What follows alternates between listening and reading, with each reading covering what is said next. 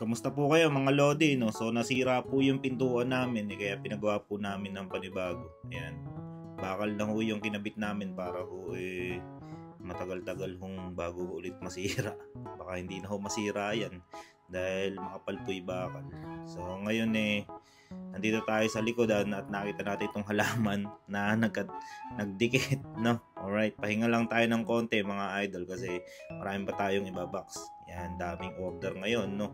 So dito sa Taiwan marami na rin po tayong mga reseller, no? Sakto-sakto naman kasi nga maraming walang overtime. So kahit papaano nagkakaroon po sila ng sideline. So may mga natutulungan na po tayo sa ating negosyo na chicharon. Marami na po tayong reseller. Kaya nga lagi ko sinasabi mga idol na kung meron pong reseller po dyan sa inyong company, sa kanila na lang po kayo bumili para po at least may income din po sila, lalo na po kung wala naman pong overtime.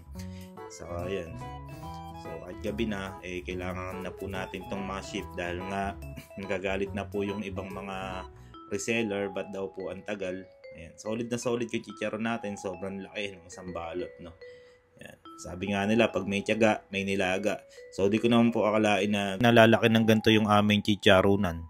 Nakita nyo naman kung nanonood po kayo ng aking mga vlog nung una pa lang maliit lamang po yung aming lutuan dahil nasa kusina lang po kami.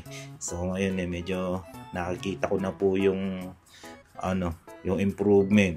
Ayan, so boost na. Salamat po, bye bye.